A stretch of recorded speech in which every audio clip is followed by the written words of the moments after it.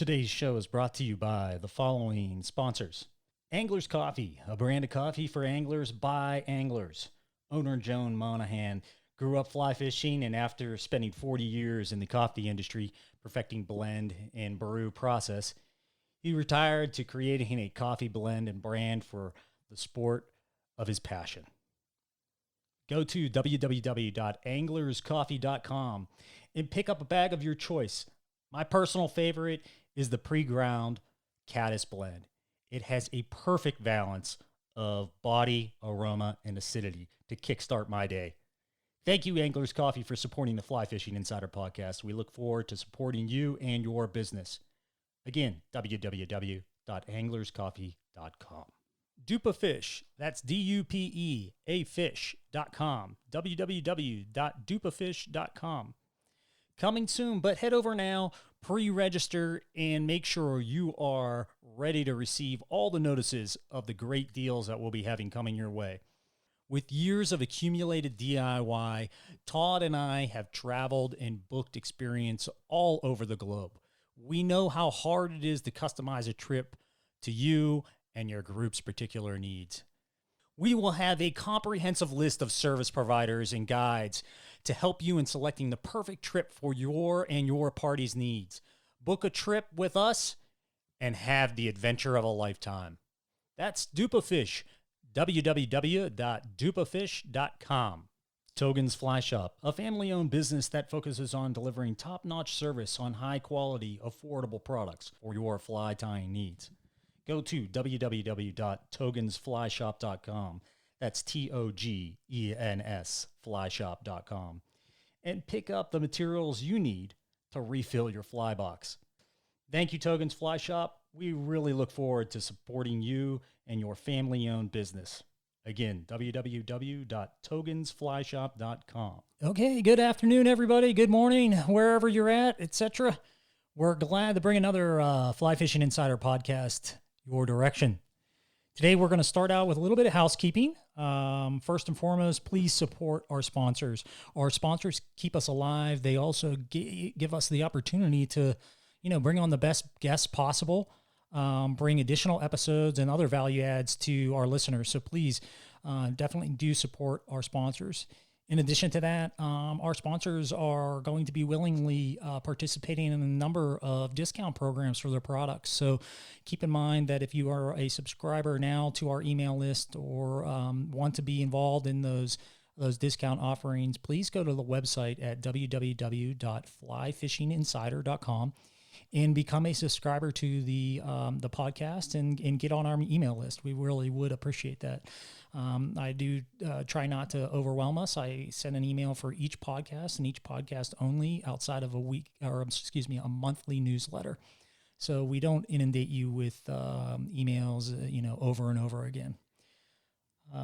Okay, next on the housekeeping, we do anticipate having a survey go out to our listeners. So we have a great prize that's going to be associated with that. I'm putting that package together right now with a very well-known fly tyer. There will be 24 flies of your choice from that person's page available to you to one of the survey participants.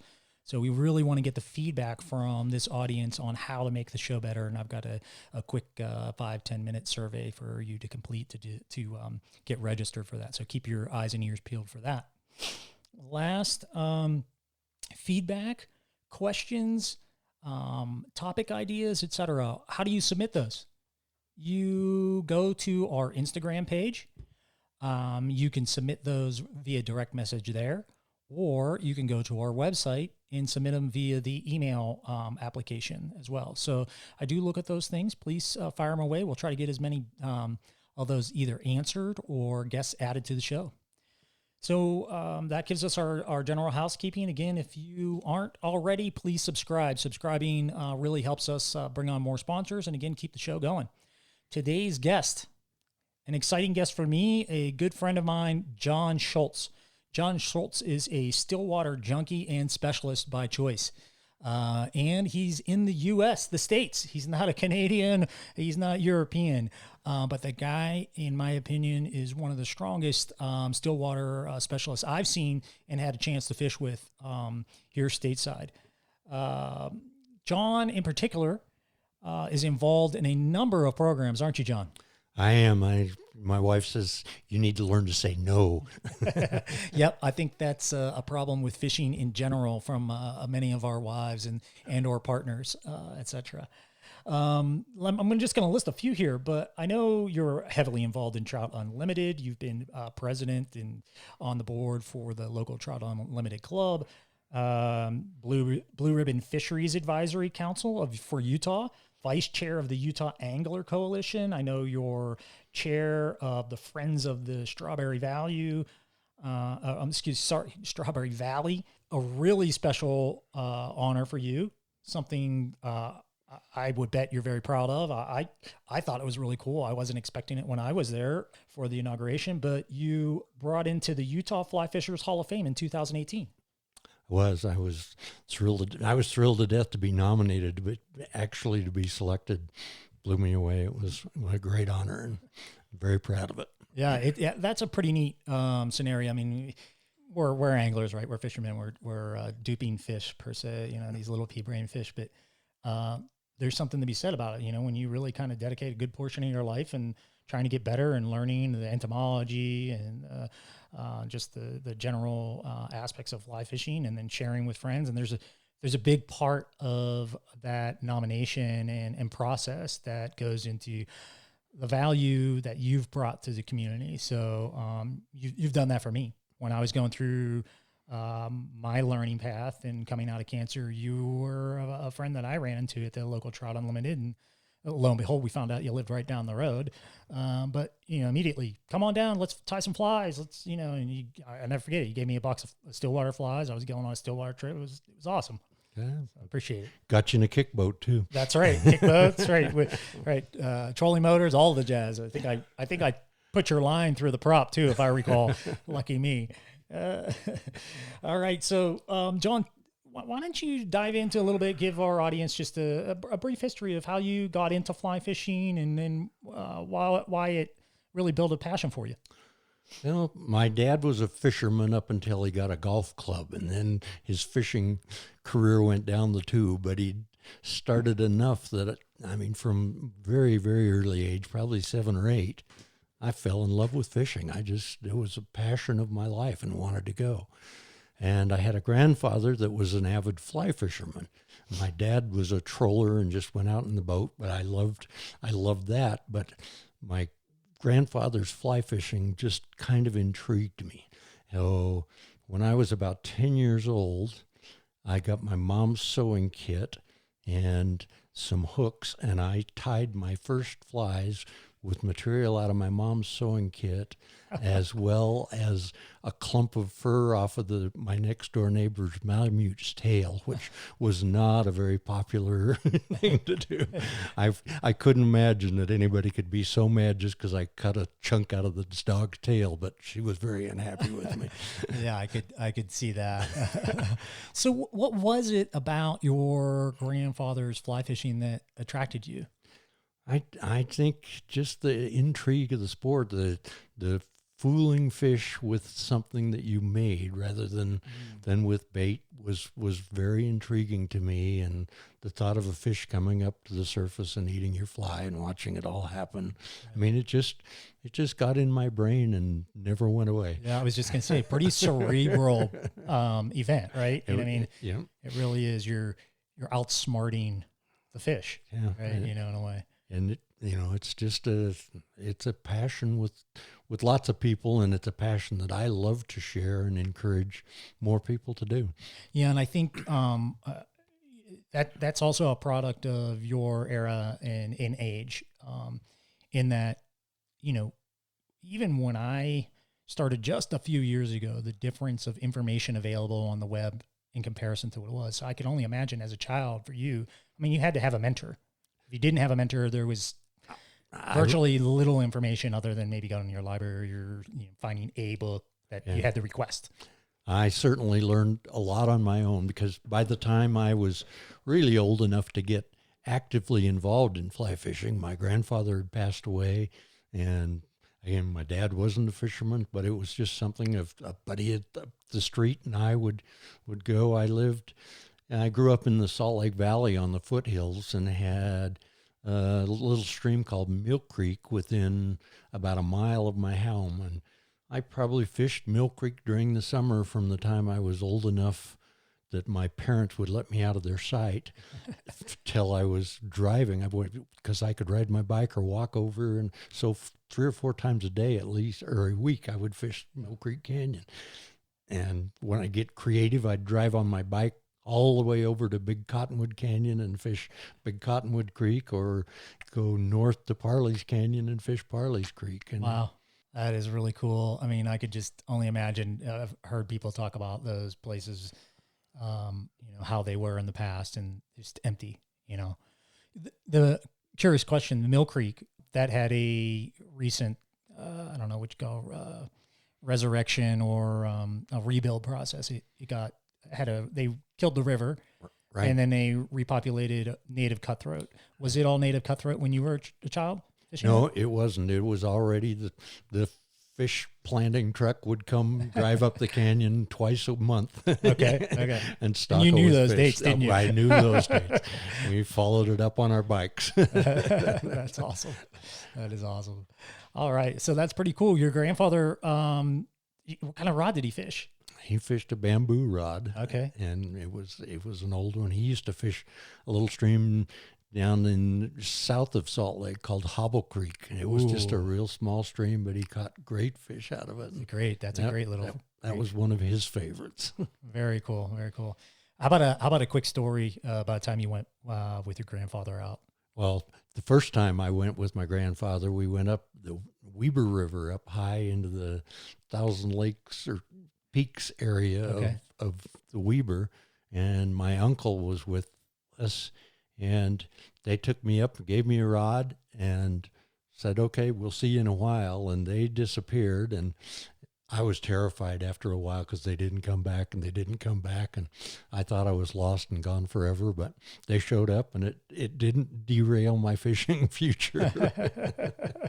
And what did you do? Did you fish one of the local lakes, or did you stay on the river? Or I stayed there and fished on the river. I didn't do very well, but I was probably 10 or 11. I was pretty small. Up in the mountains by yourself all day. And really did not have a clue what I was doing, but it was something that I wanted to do, and I just kept working at it. It just goes to show you how things have changed. If I did that with my kids today, people would probably report me to the police. Oh, that's awesome. Oh, that's a great story. So you've stuck with fly fishing, and one of the things that I've definitely taken a notice to is you've really moved away from moving water and gotten heavily involved in the stillwater world. Tell us a little bit about how that transition occurred, and then we'll dive into some of the details. I'd always heard that stillwater fishing was fun, but I grew up mostly fishing on streams, and that truly was my passion. But my in-laws, for a Christmas present about 42 years ago, gave me a Buck's Bag round belly boat for Christmas. And, that'll be fun. I'll figure this out. So I got the rest of the gear that I needed to go. And it was actually about the 4th of July before I ever put it in the water. And the first place I put it in the water was Henry's Lake in Idaho. Oh my. And we stopped at Bill Sheese's fly shop, and he still in my mind is the guru of Henry's Lake, and he became a real mentor of mine over time. But we stopped in his shop, and he gave me some flies, and my brother-in-law was with me, and we rented a float tube for him in West Yellowstone, and the two of us went out into the lake. And there again, it's such a different starting feature than fishing streams is. We really felt under knowledge, but we went out and we were dragging our flies around and not doing well at all. And there was a circle of guys, about a 150-yard circle on the lake, and these guys were belly laughing, just yahooing. They were having the time of their lives. Raking them in, aren't they? So we casually got closer and closer to where we could tell what they were doing. And these guys were, the water was pretty warm by the 4th of July up there. They were casting out sinking lines and counting down almost a whole minute and then stripping their flies as fast as they could rip them in. I'd never seen anything like it. I thought, that's crazy. There's no fish with any brain at all that's going to eat that. They were having a blast, and I wasn't catching any fish. So I stripped my line out, cast it out, counted down. I think I counted 1/100 to 60, and strip, and just about had the rod ripped out of my arms. Oh, God. I got a big hybrid. It was probably a 4-pound hybrid cutthroat rainbow cross up in Henry's Lake. And it was one of the biggest fish I'd ever caught in my life. And I thought, maybe this stillwater stuff could be fun. Right. And that was the beginning of the hook being set for life. And I love how you described the fish in pounds, because our good friend Dave Allison, when I first went out with him on Stillwater, said, "Oh yeah, we don't talk inches in Stillwater fishing. We talk pounds. It's the difference, Christian." And you're right there on point with that one. So Henry's Lake was the first true expedition. You had some fun. You got, for the lack of a better term, hooked on that type of water, and I'm sure the knowledge seeking ensued. How did you gather that knowledge and insight in the Stillwater and start to perfect your craft? Picking brains as much as you could. Again, like I said, Bill Sheese was my first introduction to Stillwater flies and getting there. So when I was in the Island Park area, I would go in and see him and pick his brain. And eventually, a couple of years after that, my wife, for a Christmas present, gave me a certificate for a fishing day with Bill Sheese, and he took us out, and it just, I learned lots and lots of his little techniques, and then I just worked at it a lot. I had a job and stuff, but anytime I traveled Utah, Idaho, and Montana in those days as a sales guy. Yeah. And I always kept my deflated float tube in the backseat of my car. So some salesman at night would go out and chase girls. I went out and chased trout. Yeah. Well, you had a keeper. She bought you the guided pass for the day. You put that one in the net and then on the stringer, and you never let it go, man. Well, that's cool. Those are some great insights. You talk about picking brains. I think some of us get, sometimes a little shy or bashful about going in the shop and, I don't know enough. This guy knows everything. Well, that's why they're there. Don't be embarrassed. Don't be shy. You can't really ask your own questions. Guide services are there. They want you to come in the shop and ask him questions. And we're guys, we got egos. So, we love to share our knowledge, right? I think that's a big way to learn. You mentioned another one, and that's get a guide. Yeah. Right? Oh, amazing what you can learn with a guide. A trip down the Green River is, it's awesome. Just without fishing, you don't have to fish to enjoy a float trip down the Green River. But you will learn so much if you have a good guide in the boat. You can go as a total rookie, and by the time you're through with a day's guided fishing on the Green, you're going to be a capable fisherman. Right. Yeah. You're really going to have a solidified set of moves or repertoire of moves in the fly fishing arena for that particular piece of water. But then you can take that and apply that in other places. I cannot stress enough the value of picking up a guide for a day, especially if it's new water or new place, and just learning that area, what kind of rigs they fish, what kind of bugs, the different techniques. And then I always like talking about, hey, where else do you fish? What else do you do? Just like, sure, they're a treasure trove of information. Dive into it as best you can, I've had lots of fun doing it. It's always amazed me that there's not more Stillwater guides out there. There are a few guys that take people out in kick boats, but very seldom. There are guys that'll take you out in a big boat, but I am a confirmed believer that having your feet in the water gives you such a greater sense of what's going on with your lines than being sitting in a boat and having the wind blowing you around. You lose you lose half the sensation of being on the water, not being in the water. So that's interesting. Break that down a little more. Like, what are you feeling, and why is it so different? I understand. I think what you're saying of, you're actually in the water and you're almost immersed in it, and there's like just a general feeling of that. But it sounds like you are actually almost looking for and feeling for certain things. I'm feeling like I will jig and do short strips on my line, and the time that it takes for the line to recover after a strip lets me know how fast I'm actually moving in the water. You can have the wind blowing in your face and you feel like you're doing something, and you can be sitting still in your the lines, water. you're not moving your the line's boat. not moving hardly at all. So, okay. so you develop a sensation while you're in the water of what your lines are doing. And I fish a number of different sink rate lines out stillwater fishing, and I mostly fish with sinking lines. I dry fly fish a little bit while I'm on the water, but the opportunities aren't nearly as available as they are catching fish subsurface.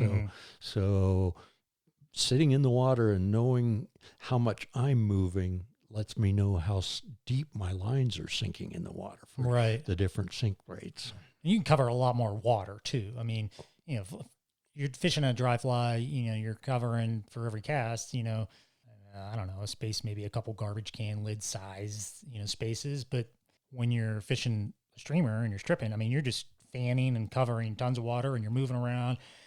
You could be very programmatic in your approach, right? You can break the water down, be systematic about it. I'm going to go in a grid pattern, or I'm going to fan in this manner. I'm going to cover, whichever. Absolutely. And, again, a lot of guys would probably think it's cheating, but I use a fish finder on my kick boat as well as a motor on my kick boat. So I can cover a lot of water, and I actually use the fish finder probably a lot more for depth and structure information than I do for actually looking for fish. But when you can tell where the drop-offs are and where there are clumps of weeds and where there's submerged trees and rocks, it tells you a lot. Those are places that fish like to be, and you work on those spots. So yeah, and the fish finder is great because it gives you instant verification of what you're thinking. Is that true or not, right?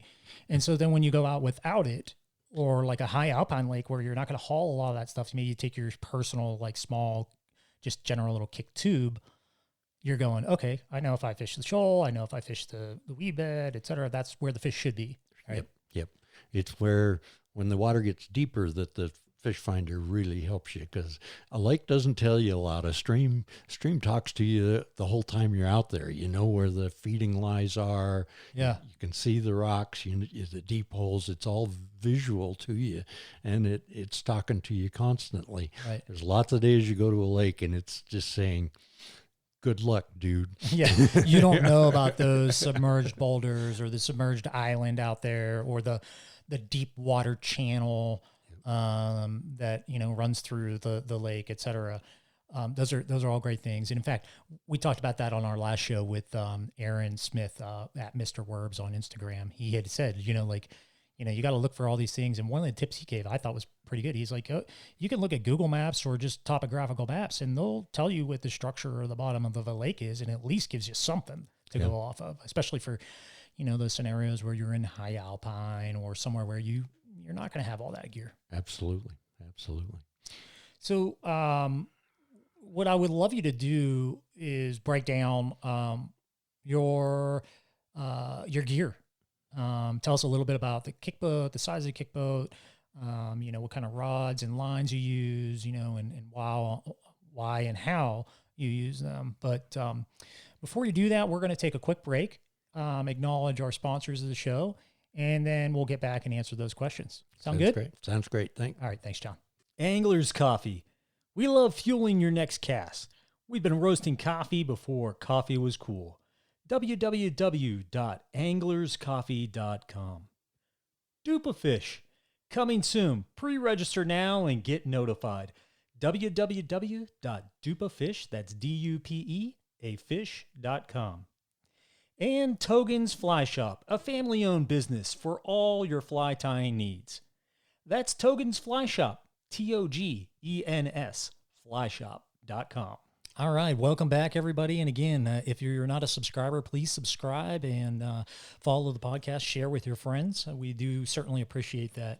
Also support our sponsors. Go out, buy their gear, tell your friends about it, etc. That very much helps us in keeping this podcast alive and really making it the best fly fishing specific podcast out there. That's our goal.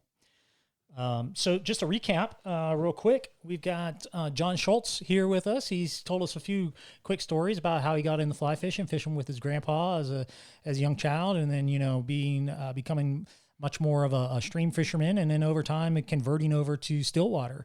And John, you shared a number of different things with us. One of the things we wanted to dive into just before the break was, really the gear that you use and how you go about planning your day, et cetera. So if you could kind of dive into that, I think let's start with, the type of boat that you're using and why. Okay, I use a small boat, actually, compared to a lot of them are out there. I don't use my boat much on rivers. I pretty much fish flat water, and I found that a flat style tube with a fairly low profile and not real long has been super for me. My original set of tubes on my kick boat, which I got in the early 90s, the tubes were 8 feet long, and I had a 6.5 foot bed truck. So I would partially deflate the tubes and fold them in on the bed, and that eventually ruined the tubes. Okay. So there was a guy, VersaVessel, over in Morgan in Utah that was building some kick boats, and I went to him and I said, "Can you build me some 6.5 foot tubes?" So my wife also is a fishing junkie along with me, so I had him build 2 sets of 6.5 foot tubes that would work on the frame that I already had. Mm-hmm.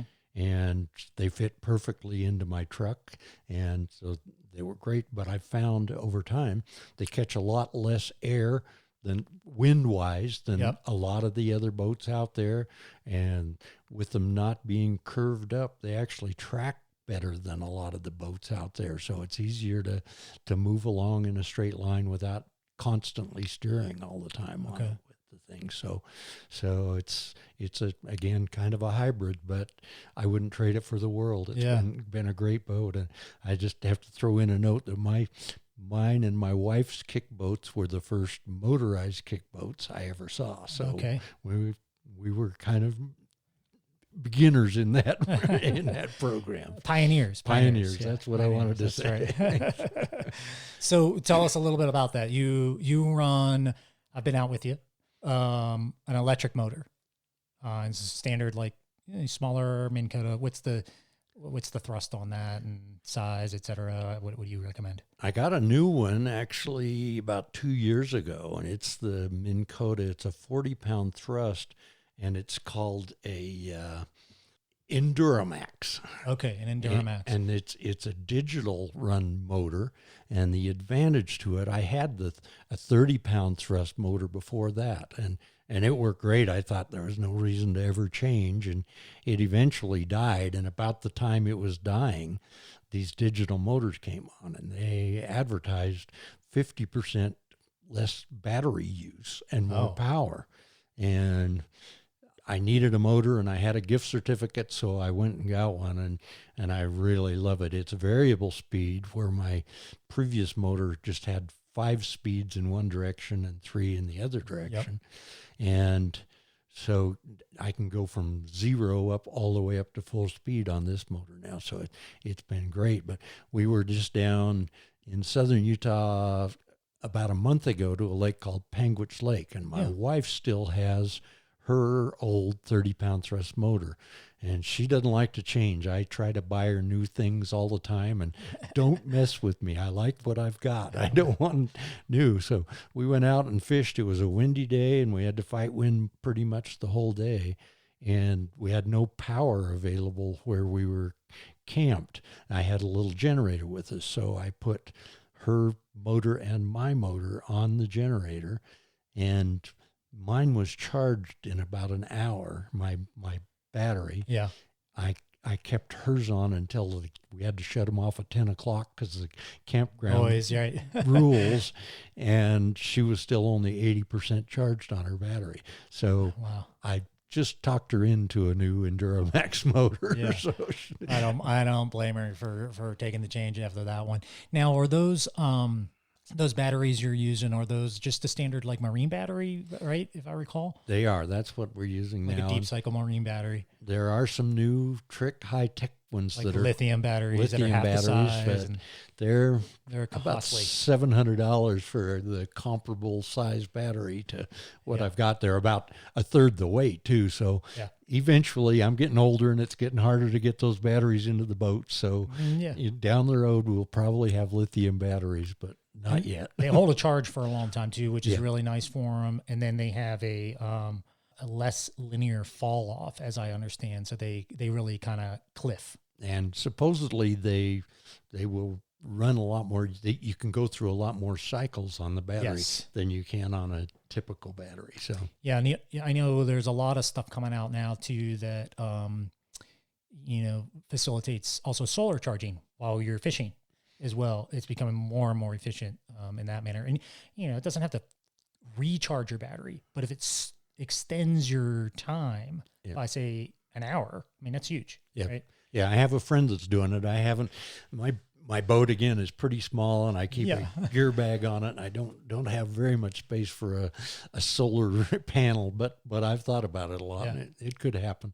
Yeah, there's flexible panels and all kinds of stuff now, and I'm with you. When I'm on a boat like that, I like to keep it really simple because I don't want to hang up my line. I don't want to have to deal with that while I'm out of the water, and I can't twist and turn, all that well. So it does make it easier. I'm curious, does your Minn Kota motor, does that have that spot lock technology on it? No, it doesn't. Okay. And typically, when I'm using my motor on my boat, it's in a fixed position. I drop it into the water just enough that the motor won't cavitate on a high speed, and I keep it straight in line. I never touch the motor other than on off to change the speed. I do all my steering with fins. I have your foot fins on, and I always encourage anybody that we're starting out new.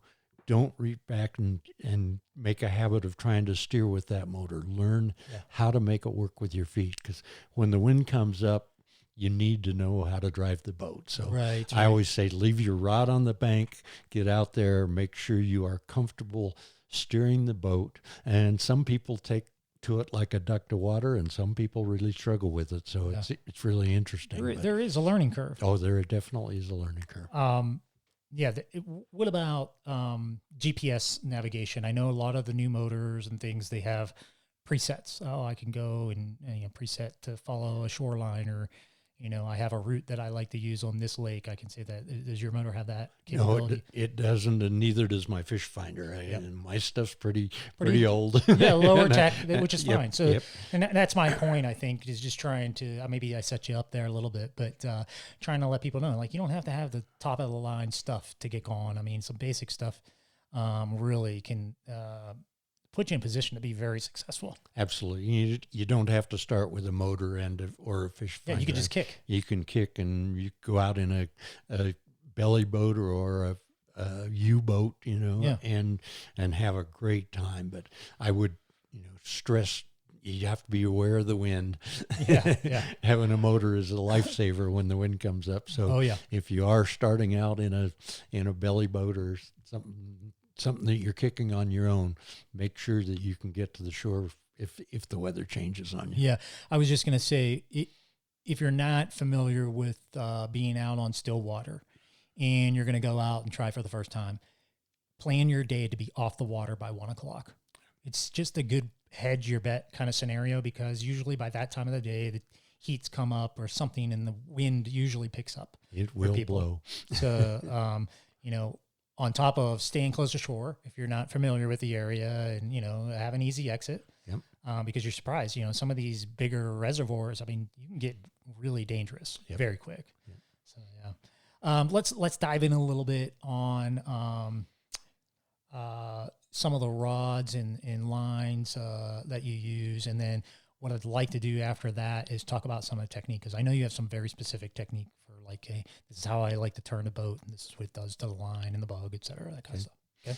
I typically carry 3 rods with me on my boat. You'd think I was a bass fisherman in this 6.5 foot kick boat, but I, depending on the time of the year, I vary the lines accordingly. And right now, I use 2 9.5 foot 5-weight rods, and I use 1 9.5 foot 6-weight rod.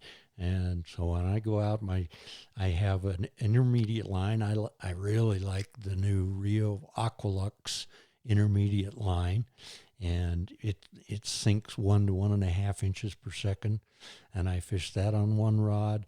My second rod is set up with a Scientific Angler Uniform Sink Type 4 line, Okay. and my third rod is with an Airflow DI6. It's a Type 7 line that sinks like a rocket ship down to 7 inches per second. Wow. That's the one I use the least, but when you need it, you need it. Yeah. So Yeah, it can save a lot of time and get deep, where they're at.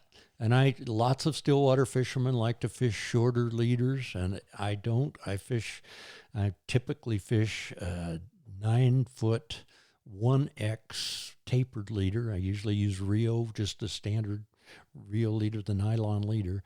And for the last couple of years, I've been using a size 14 swivel at the end of that line. And then I use just a fluorocarbon tippet on that. Use even 3 to 4 feet of fluorocarbon tippet off of that swivel. That way, every time you change flies, your tippet gets shorter. When you get up to your leader, you're not destroying the leader each time or shortening it up. So that swivel does 2 things. It keeps your fly, if you're stripping it and twisting it, from twisting up your leader. It also, you can reattach a piece of fluorocarbon tippet to it without destroying your leader, your overall leader. And you're using like a micro swivel. Yes, little tiny guy. Yep. And could you talk about the importance of having that tapered leader and why it's important? Because I think people lose touch of that.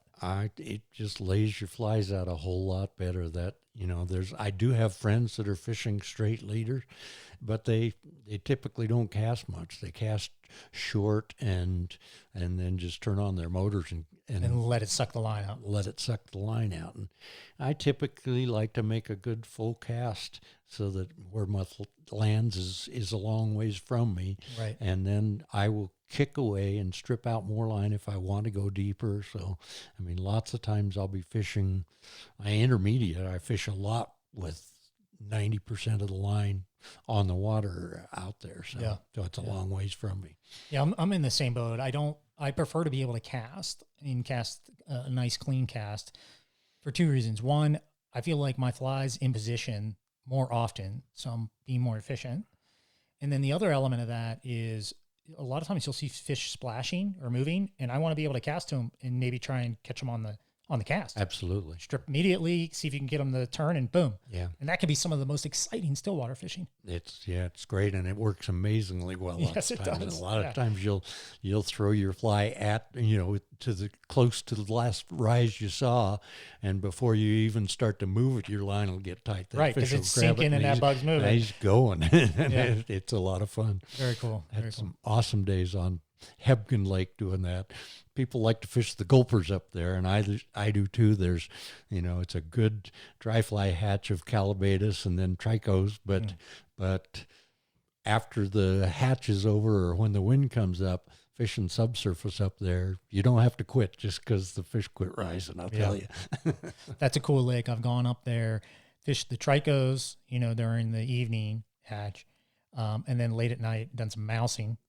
And then in the early morning, you get up and you go fish the PMDs. It's like, doesn't get much better than that, man. In between, you can, like you said, fish streamers and damsels and everything else. But gosh. It's a great lake and absolutely spectacular. Great fishery. A lot of good fisheries up in and around that way. So you described your lines and what you like to use and whatnot.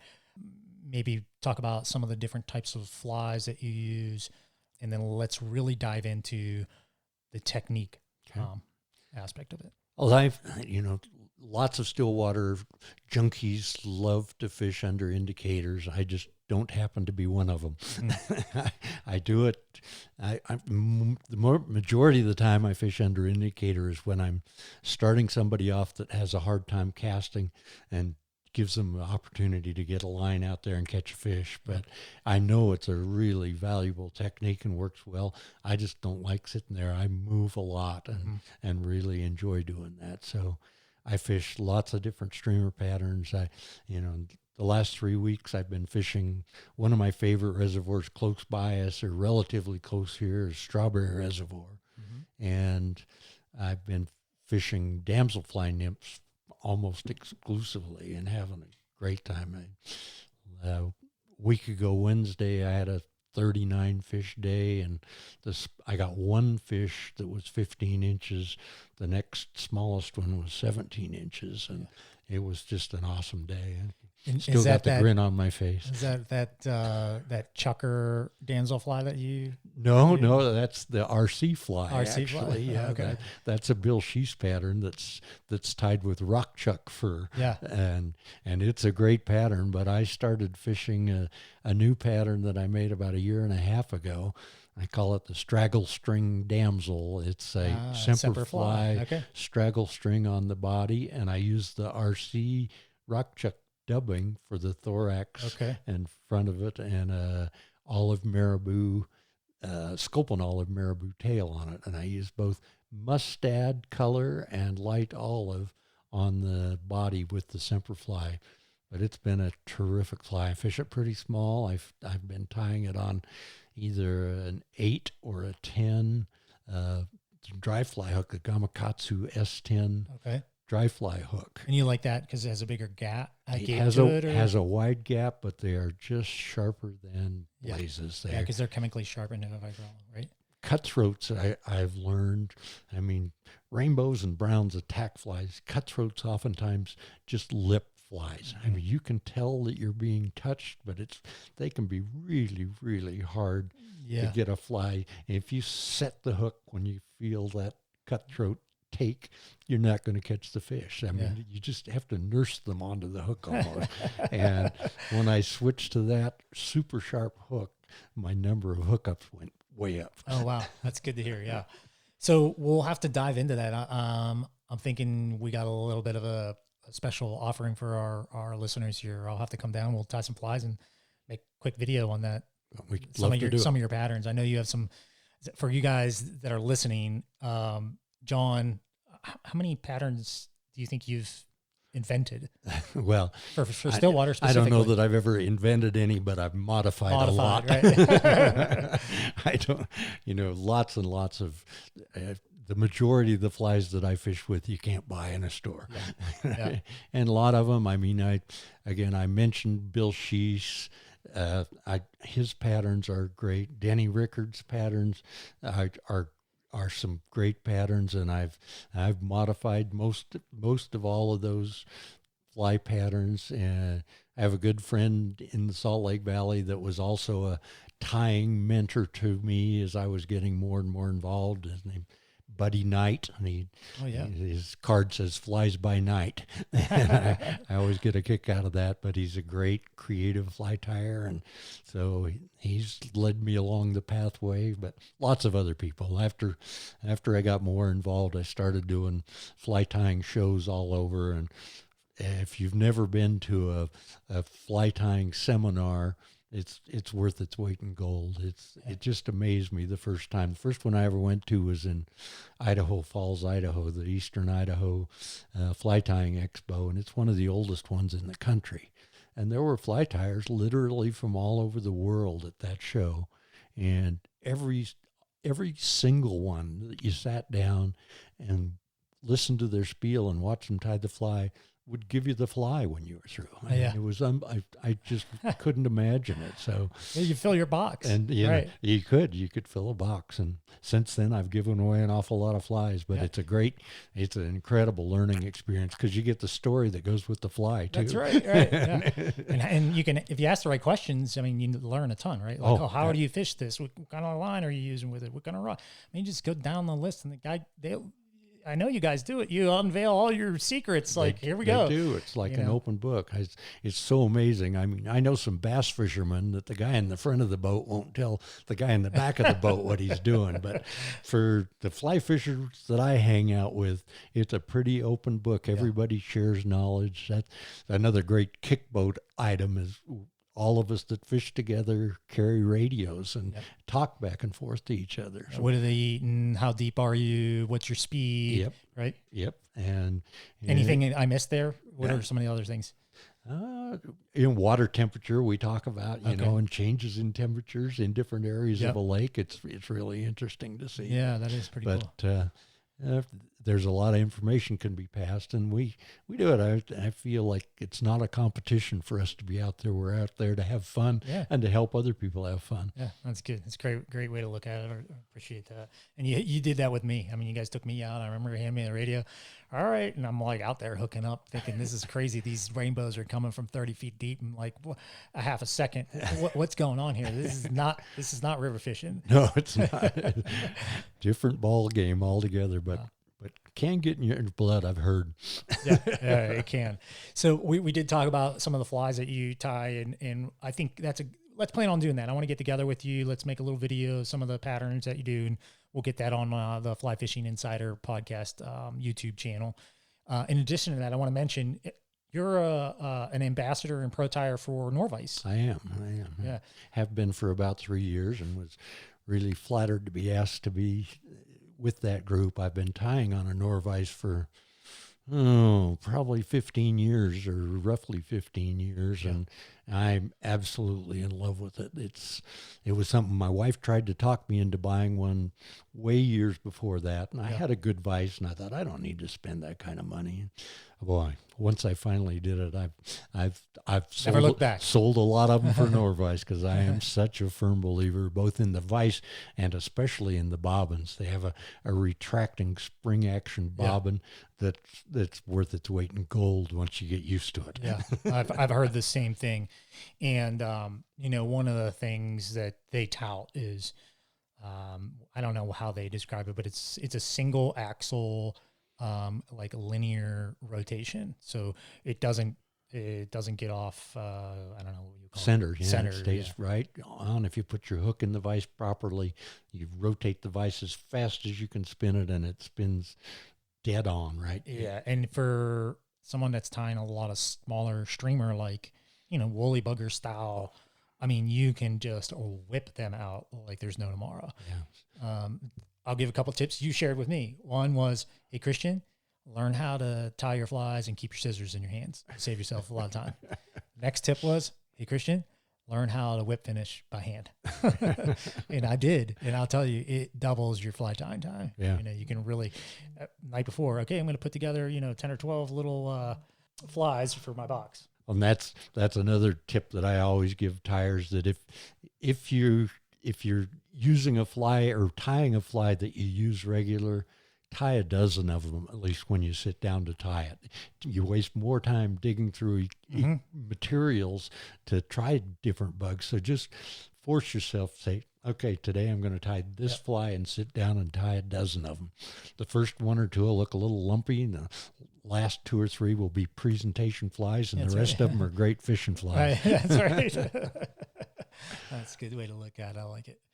Okay, so we've talked about your boat. We got your setup on the types of lines you use and the types of rods, and how you're getting in the water and identifying different areas, etc. I know there's some specific techniques that you use. Why don't you dive into a couple of those for me? One of my favorite ones that, it's kind of crazy, and by the way, we call it the Crazy Ivan. It's a trolling technique. I mean, I do quite a bit of trolling a lot just to find fish. You know, once you get into fish, you can stop and cast and strip, but you can spend a lot of time on a lake where there's not a lot of fish. So we move a lot, but this crazy Ivan technique, I go out and I'll be trolling along in a straight line. You're going backwards typically in a kick boat. So go along in a straight line for quite a ways, and just suddenly I drop my pole tip. I always keep my pole tip in the water, the rod, and I stick it down deeper in the water and stick my fins down and do a 90-degree pivot. So it's actually slowing my fly line down, and then I come out of the turn after the 90 degrees, and my line starts to tighten up, and it's just amazing how often you will get a grab just as your line's tightening up at that. And a couple of years ago, Utah started allowing you to fish 2 rods at a time. So I now lots of times I will troll a line like an intermediate line that doesn't sink easily and get into a lot of trouble, particularly if I'm out in water that's 20 plus feet deep. I will put that line out and troll it along fixed and point it out into the water, and do the same technique, but it does the reverse. The fixed rod, as you make that 90-degree sweep, increases speed. So some days that'll be the rod that'll get the grab, and the one in your hand that you're actively fishing is still there. And some days you get a fish on both. I mean, I've had days where I think I landed 8 sets of doubles one day a couple of years ago with a fish on each rod, and these are pretty big fish. Yeah. So the line that you're managing by hand, when you're making that 9-degree turn, you're still keeping the rod pointed at the fly. Is that what you're saying? No, when I make the 90-degree turn, I put the rod tip down in the water and I pivot around it.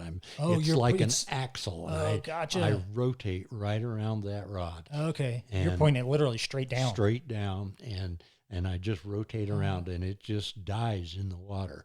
And occasionally you get a hit there, and you can never stick those fish. Right, There's too much slack. It's too much slack. Right. But it's usually after you start to come out of the turn and your line's coming back up again that you get the hit. And it's been an amazing technique for me to use over and over again. Yeah, I like that. That is slick. Let's get one more tip in there, and then I want to dive into a couple other little things. You know, counting down is, I'm sure most people are familiar with that, but when I'm fishing, I want to go different depths. So if I know which line I'm sinking, I know how deep it's going. So I will cast out my line. Again, I'll cast a full cast and then start kicking back and stripping off line. So my fly's not moving at all. It's sinking, and I'm counting 1 100, 2 100, 3 100. I mean, lots of days I will start a countdown at maybe 15 and then start moving the fly again. And if nothing happens there, I'll go to 20 or 30 and just continue to change those countdown times. And the trick is to remember what count you were at when you got the grab. And what line. What line, yeah. I know that pretty much they're all different colored typically, but anyway, and changing stripping techniques. If what you're doing is not working, change it up. I mean, strip faster. I mentioned the Henry's Lake grab. I mean, I would have, again, never believed fish would strike a fly moving that fast, but they do. These are little bugs coming off the bottom of the pond, and they're headed to the surface, and they're headed fast. And you just grab like crazy with those, and it works. Other things I do, I constantly have my line woven between my fingers, and I twitch the line between my fingers. My down rod, if I'm fishing too, it's still all the time and not doing anything except for entering into the turns that I'm doing. But the other rod, I am twitching a 3 or 4 inch strip, or twitching it between my fingers, or letting it fall back out and sink. Right. And just try different things. And again, try and remember what drew the strike when you got it. And oftentimes you can form a pattern, and boy, If once you get it dialed in, it can be amazing. Yeah, the manipulation of underwater flies, I think, is highly underrated. And it is. You got to try different things. I'll give the example. Just a few nights ago, I went out with a friend of mine, and we were fishing the evening caddis hatch, just before dark. Well, the caddis hatch wasn't really happening, and there were like virtually no risers. And here I had a dry caddis on with a dropper caddis, and it's probably 18 inches off. I start walking upstream, and I'm dragging my fly, and I got a crab.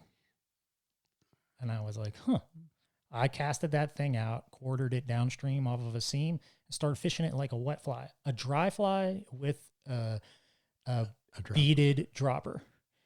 And boom, the first cast, I hooked up. That was interesting. I did it again. 2 casts later, boom, I hooked up. I looked up at my buddy Luke. I went, hey, come on down here. He's like, what's up? I'm like, dude, watch this. We made a couple casts, boom, caught another one. He's like, are you for real? And I was catching it on the dry fly. Just sunk and just moving through there. Yeah. And that was it. It was like, whether it was pushing water or making a disturbance or look like something, who knows? But it's one of those interesting things. The other tip I would give is every once in a while, and I just like the strip like this in general, but I'll do a tarpon strip. I'll tuck the rod under my arm and I'll just sit there overhand as fast as I can. And that is just, it's an awesome technique for a couple reasons. One, not a lot of people do it in freshwater. 2, it moves your fly very rapidly.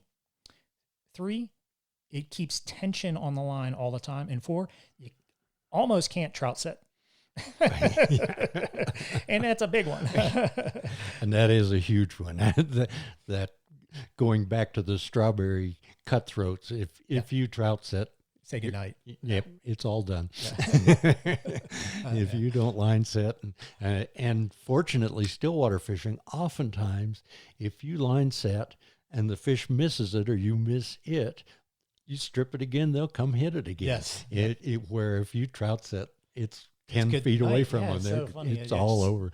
Yeah, it's too far away. That's a good way to look at it. I never really thought of it from that perspective. Okay, so I do want to dive into a couple things. You had mentioned mentors, and you've got a couple mentors. I'd like to hear some of that. But I know one of the people that you've mentored, and I'm sure has mentored you in many ways, is your wife, Susie. Yes, absolutely. She didn't want to be a fisherman. And my kids were growing up. She loves the outdoors, and her father was a fisherman. She used to go with him all the time, and she'd build a little dam on the river, and he'd catch a fish and put it in her little dam so she could play with the fish. And she loved being there, but she was really not very interested in actually fishing. And as my kids got older, when my son growing up was my skiing buddy, my tennis playing buddy, my fishing buddy, right. I mean, my hunting partner, and she didn't do any of those things, but we did it together. When he turned about 17 or 18, he got into rodeo and a different group of friends, and it was like, see you, Dad. See you, Dad. Right. That was fun and all. I lost my best friend. Yeah, I mean, it was heartbreaking to me. And our fishing club up here, High Country Fly Fishers, it's a Trout Unlimited club. TU chapter, had a fish out going into a reservoir in Nevada called Crittenden Reservoir.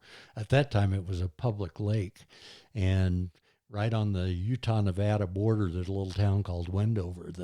It's over the border, so they casinos, adult beverages and casinos and everything. So they said, let's all take our wives and go to Wendover for the night, and we'll have dinner together and party, and then get up and fish Crittenden Reservoir the next day. So I said, Susie, why don't you come do that with me? Because she'd been out in a float tube a lot of times.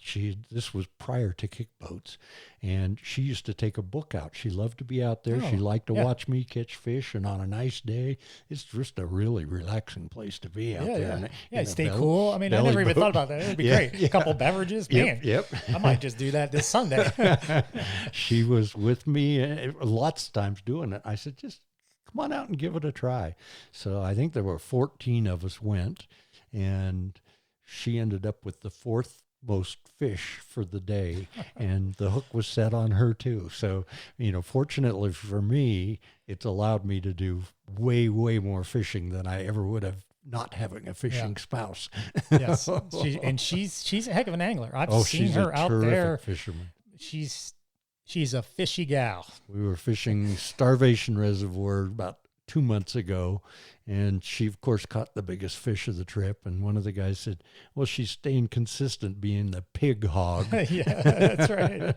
She does catch lots of fish and big fish. Big lunkers, man. She's got some awesome got a knack for that. been a lot of fun.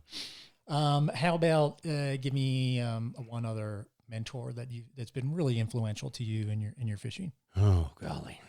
I have to think about it a little bit, but I'd have to go back to Bill Sheese, I think, for my favorite one as far as really teaching me a lot and telling me how to do. But I've had hundreds of people that I've met over the years that have just thrown different ideas and techniques for me. But that was... And you've spent some time, I think, with those people and talking through things. And it's important to recognize what you just said, and that is they gave me lots of ideas. You got to run with the idea. Yeah. Not everybody's going to tell you or be able to explain exactly what they mean. And be a little creative. I mean, it's so much fun to sit. If COVID had one good thing to it, I sat down and tied about 150 or 60 dozen flies probably during COVID, just building inventory. But and I want to make sure everybody's clear on that. Not 150 flies, but 150 dozen flies. It's 150 times 12, ladies and gentlemen. At least that many, but so many of them were new thought. I mean, ideas that I'd had before that I just never did. So I've been experimenting with flies all, since January out in Stillwater. And it's fun. It's fun to experiment. Yeah. Some of them are junk and you throw them in a box and give them to somebody someday. But some of them really have worked, and it's been really fun to come up with new and different patterns and fun to share them with friends. Very cool. Very cool. Well, John, it's been fantastic really getting to walk through a lot of these ideas with you and getting to know you a little bit more. I always enjoy my time with you. You've been a great mentor to me in many ways, and I'm looking forward to getting out on the water with you this year. One last thing I would love for you to do is to break down, if you had one rod setup to take out on the water, what would that rod setup be? And how are some of the ways that you would fish it? But before you do that, let's take a quick break, recognize our sponsors, and we'll be right back. Sounds great, Christian. Thanks. Angler's Coffee. We love fueling your next cast. We've been roasting coffee before coffee was cool. www.anglerscoffee.com. Dupa Fish. Coming soon. Pre-register now and get notified. www.dupafish, that's DUPEAfish.com. And Togen's Fly Shop, a family-owned business for all your fly tying needs. That's Togen's Fly Shop, TOGENS, flyshop.com. All right, welcome back, everybody. We're going to wrap up the show, as we always do, with a tip from our guest speaker. And again, we've got John Schultz. He's a local here in Utah. I'm from Prak City, Utah myself. And John's a stillwater specialist, really focuses on it. So, John, before we left, I asked you to break down your favorite rod setup. If you only really had one rod to fish, what would it be, and why, and how would you fish it? Well, I just love my 9.5 foot 5-weight rods. That's the rod for a trout rod that I would use for the most part as far as that goes. Line wise, it would depend a lot on what you're going to be fishing the most. If I was going to be fishing lakes with a good variation of depth and you only want to buy one line for starters, I would probably do a Type 3 sinking line. It's, it'll go down deep enough that you can get deep in the water, that you can fish it short and quick so that you can fish it up near the surface. That would probably be my stillwater advice for somebody that just wanted to buy one rod to get started in the stillwater business. What's your favorite Type 3 line that you like to use? Oh, probably a scientific angler. Yeah, pretty nice lines. Yep.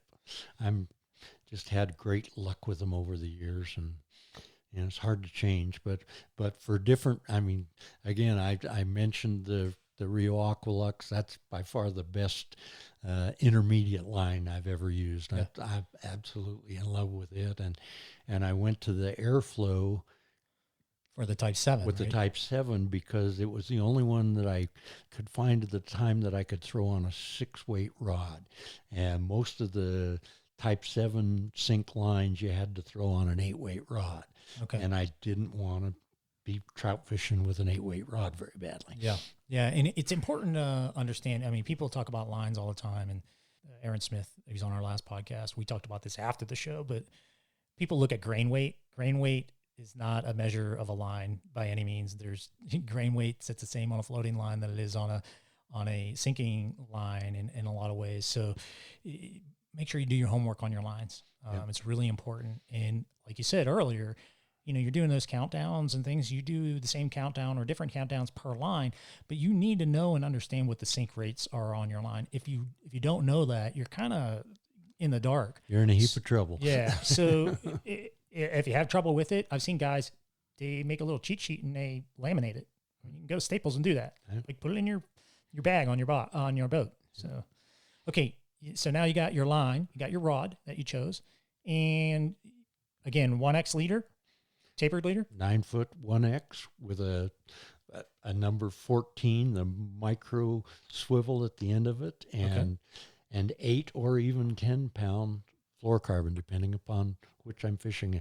And fly shops probably don't like it, but I buy the 250-yard spools of fluorocarbon.